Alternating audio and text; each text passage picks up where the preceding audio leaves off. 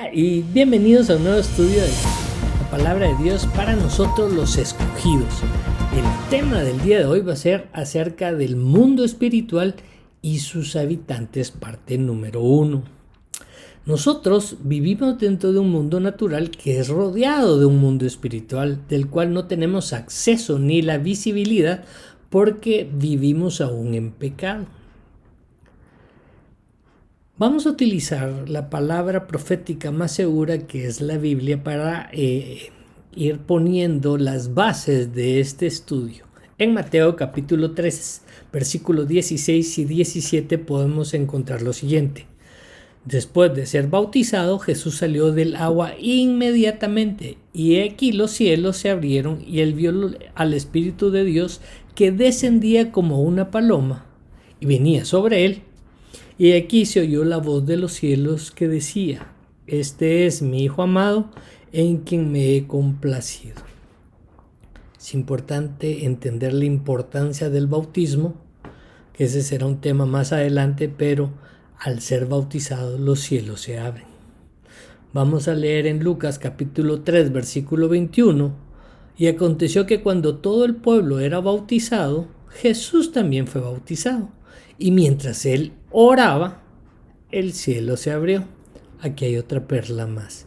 La oración abre los cielos. Entonces es importante entender que dentro del mundo, que aunque nosotros no vemos, sí vivimos dentro de este mundo espiritual y hemos sentido en algún momento la angustia, el temor, que algo nos invade, que algo nos... Es bien importante aprender a diferenciar. Por eso es que tenemos que entender que si nosotros caminamos conforme a la palabra de Dios, todo nos irá bien. Es difícil entender que hay una guerra espiritual y que nosotros estamos dentro de esta guerra en el mundo natural. Pero es importante entender esto para que comprendamos lo que vivimos día a día. En Juan capítulo 10, versículo 10, Jesús está explicando quién es el enemigo y qué vino a ser el enemigo. En la primera parte leemos: el ladrón, que está hablando del diablo, no vino sino para hurtar, matar y destruir. Pero Jesús complementa esta información diciendo: pero yo he venido para que tengan vida y para que tengan en abundancia. Entonces, si nosotros vamos comprendiendo que dentro de nuestro mundo natural existe seres creados viviendo en un mundo espiritual donde están los ángeles y todo eso, vamos a entender por qué en momentos difíciles nos empiezan a atacar, empezamos a sentir mal, empezamos a sentir celos, envidias. Todo esto es parte del mundo espiritual que nos rodea, y dependiendo del ambiente donde estemos, así lo vamos a sentir. ¿Cómo se inicia el ataque dentro del mundo espiritual? Bueno, pues el diablo tiene que irle a pedir permiso a Dios y lleva una lista de cosas que pueden o no pueden ser usadas en nuestra contra delante de Dios. Vamos a leer Job, capítulo número 1, versículo número 1 en adelante. Un día, cuando los hijos de Dios vinieron a presentarse delante del Señor, Satanás vino entre ellos. Y el Señor le preguntó a Satanás: ¿de dónde vienes? Entonces Satanás responde al Señor: de recorrer la tierra y de andar por ella. Otras versiones dice de rodear la tierra, por eso es que habla de la redondez de la tierra. El Señor le dijo a Satanás: ¿te has fijado en mi siervo Job? Echando ahí chila ahí el Señor con su siervo, ¿no? Entonces viene el diablo y le dice: ¿cómo no? Si lo has rodeado de vallas a él y a su familia. Entonces viene el Señor y le dice: va, está bien, te doy permiso, pero solo no extiendas tu mano sobre él. Y se va Satanás y va, y ustedes pueden leer todo el capítulo donde empieza a perder uno por uno las cosas hasta quedarse solo él y su esposa. ¿Sí? Incluso la misma esposa le dice que maldiga a Dios y que se muera. O sea, si usted ha tenido un día malo, no se compara jamás como el día que tuvo Job cuando lo perdió todo. ese es el primer paso. Entonces Pablo nos dice contra quién es nuestra lucha. En Efesios 6:12 dice, porque nuestra lucha no es contra sangre y carne, o sea, no es contra el ser humano, sino contra principados, contra potestades, contra poderes de este mundo de tinieblas, contra las fuerzas espirituales de maldad en las regiones celestes. Y aquí tenemos otra de las perlas que me gustaría recalcar, que Pablo nos empieza a enseñar cuáles son los vivientes o los seres que poblan parte del mundo espiritual. Está hablando de principados, potestades, poderes de este mundo de tinieblas, fuerzas espirituales de maldad en las regiones celestes. ¿A qué le llamamos regiones celestes? Bueno, pues al mundo espiritual. Vamos a ir entrando un poquito más en materia para conocer estos regiones celestes. Pablo está contando un testimonio en 2 Corintios 12:2. Leemos, conozco a un hombre en Cristo que hace 14 años, no sé si en el cuerpo o fuera del cuerpo, no lo sé, Dios lo sabe, fue arrebatado al tercer cielo. Ok, entonces de las regiones celestes por lo menos sabemos que hay 3 cielos, ¿sí? En Amós 9:6 podemos leer lo siguiente. Él edificó en el cielo sus cámaras y ha establecido su expansión sobre la tierra. Él llama a las aguas del mar y sobre la faz de la tierra las derrama. Jehová es su nombre. O sea, ¿de dónde son las cámaras de Jehová? En el cielo. En el cielo están sus cámaras. Y ahí estableció la expansión. Por eso cuando nosotros leemos cuando Dios hizo la tierra en Génesis 1:1 y de ahí la reorganizó nuevamente en 1:2, ese es otro tema, entendemos realmente que hay aguas arriba en el cielo, porque cuando Noé es llamado a hacer el arca, se abren las fuentes de arriba del cielo y las fuentes de abajo de la tierra. Antes solo caía rocío. En Isaías 66:1 podemos leer, así dice el Señor, el cielo es mi trono. Otro versículo que nos explica dónde vive Dios. Y la tierra el estrado de mis pies. ¿Dónde pues está la casa que podrán edificarme? ¿Dónde está el lugar de mi reposo? Una vez entendiendo que los lugares celestes o el mundo espiritual es donde habita Dios y habita una serie de principados, de potestades y huestes de maldad de parte del diablo, también existe los ángeles, seres vivientes, arcángeles, serafines y todas esas creaciones realizadas por Dios, ¿sí? Y entonces, Dios Padre, Dios Hijo, Dios Espíritu Santo son uno, y dentro de su misericordia se permiten presentarse a través de diferentes factores. Por eso es Dios Padre, Dios Hijo, Dios Espíritu Santo, porque Dios Padre hablaba del cielo, Dios Hijo viene a la tierra y Dios Espíritu Santo viene a vivir y a morar dentro de los escogidos. Y cuando pasa dentro de los escogidos el Espíritu Santo, podemos entender lo que le pasó a Esteban en Hechos 7:55 en adelante. Pero Esteban, lleno del Espíritu Santo, puestos los ojos en el cielo, o sea, viendo arriba, vio la gloria de Dios y a Jesús que estaba a la diestra de Dios, y dijo, veo los cielos abiertos y al Hijo del Hombre que está a la diestra de Dios Padre. ¿En dónde? En los lugares celestiales, en donde habita Dios, ¿sí? En Juan, capítulo 18, versículo 36, vemos a Jesús hablando de que su reino no es de este mundo, no es este mundo físico el que vivimos, sino es un mundo que está fuera de este mundo. Leamos 18:36. Jesús le respondió, mi reino no es de este mundo. Si mi reino fuera de este mundo, entonces mis servidores pelearían para que yo no fuera entregado a los judíos. Pero ahora mi reino no es de aquí.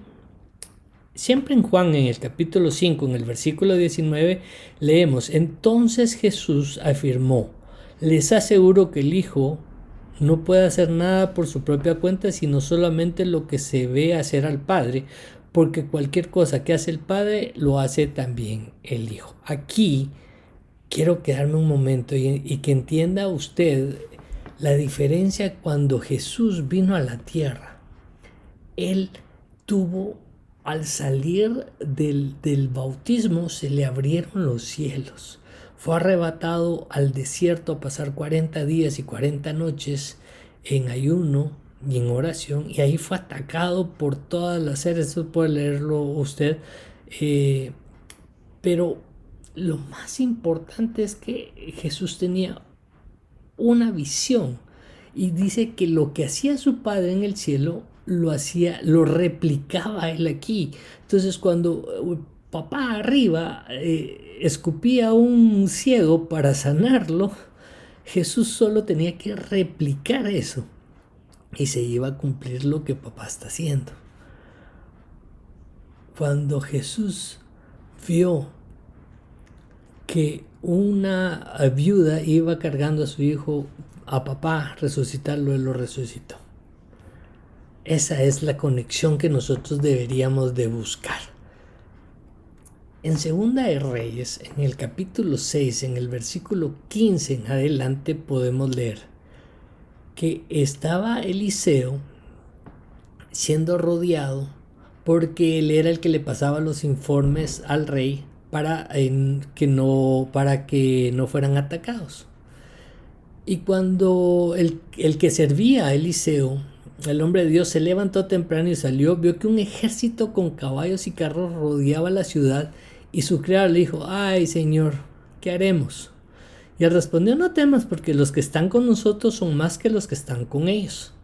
Y Eliseo entonces oró y dijo: oh Señor, te ruego que abra sus ojos para que veas. Y el Señor abrió los ojos del criado, y miró que en el monte estaba lleno de caballos y carros de fuego alrededor de Eliseo, seres celestiales. Y entonces entendemos que dentro del mundo espiritual viven seres celestiales que nosotros comúnmente llamamos ángeles, que ángel significa mensajero, pero hay una serie de creados con diferentes actividades o formas para cumplir obediencia de parte de Dios. Entonces, ¿qué son los ángeles? Vamos a empezar ahí. Los ángeles son espíritus ministradores, enviados por Dios para hacer su voluntad. ¿Fue el diablo un ángel? No, el diablo fue un querubín que más adelante vamos a desarrollar, pero para que entiendan, él era el que dirigía la alabanza y la oración, ¿sí? Entonces él sintió el gozo, entró maldad en él, y es un tema que vamos a ampliar más adelante. Pero todos estos ángeles son ministradores de parte de Dios. Ángeles son mensajeros de parte de Dios. En Hebreos, en el capítulo número 1, en el versículo 13, en adelante leemos: pero ¿a cuál de los ángeles jamás ha dicho Dios: siéntate a mi diestra hasta que ponga a tus enemigos por estrado de tus pies? ¿No son todos espíritus ministradores enviados para servicio a favor de los que serán herederos de la salvación? El origen de los ángeles es que los ángeles fueron creados por Dios, y el título significa mensajero. Ángeles significa mensajero. En Juan, en el capítulo 1 y versículo 51, Jesús cuenta que les asegura que van a abrirse los cielos y ángeles subir y bajar, así como le pasó a Jacob en el sueño, que vio que ángeles, vio una gran escalera y que ángeles subían y bajaban del cielo. O sea, eso significa que no todos los ángeles tienen alas. Eso también lo vamos a descubrir en esta primera parte o en la segunda. En el Salmo 148, en el versículo 2, podemos leer: alabadlo vosotros todos sus ángeles, alabadlo todos vosotros sus ejércitos, alabadlo en el nombre de Jehová, porque él mandó y fueron creados. En Isaías vamos a ver cómo hay ángeles alrededor especiales en el cuidado del trono de Dios, y uno de ellos toma un carbón encendido para que Isaías no muera. Todos los ángeles eran justos y santos cuando fueron originalmente creados. Ellos adoraban y servían al único Dios verdadero. Después, algunos ángeles se rebelaron contra Dios y perdieron esa posición de ángeles. Esto fue cuando el lucero se rebela, entra la maldad en él. Eso lo vamos a ver un poco más específico, pero eso lo encuentra usted en Ezequiel 28, en Isaías 14, como el querubín, al rebelarse, uno de cada 3 ángeles lo siguen. Y a ellos le llamamos los ángeles caídos. Y la organización que el diablo utiliza, que vimos en Efesios 6, sale originalmente de Colosenses 1:16, que Pablo nos explica cómo está la organización de los ángeles de parte de Dios. Los ángeles del bien han sido organizados por Dios en un orden especial. No hay mucho detalle acerca de la Biblia, pero en Colosenses leemos: porque en él fueron creadas todas las cosas, las que hay en los cielos y las que hay en la tierra, visibles e invisibles, sean tronos, sean dominios, sean principados y sean potestades. La diferencia que Satanás no cuenta con tronos. Aquí ya estamos viendo cuáles son los habitantes de ese mundo invisible para el ser humano a ojo natural, y solo la sabiduría de Dios nos va a dar a conocer ahora ese mundo invisible. Pero en Efesios 3:10 leemos que de este modo la infinita sabiduría de Dios puede ser dada a conocer por medio de la iglesia a los principados y potestades en los lugares celestiales. La clasificación de los ángeles es muy amplia.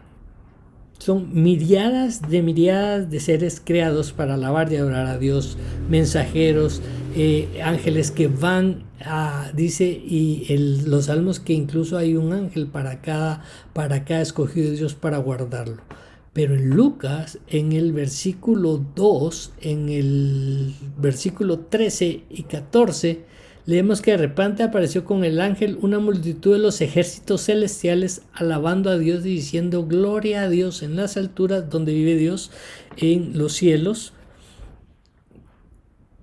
y en la tierra paz a los hombres en quienes Él se complace. Cuando los ángeles se fueron al cielo, los pastores se decían unos a otros: vamos pues a Belén. Eso es cuando anuncian el nacimiento de Jesús en Belén.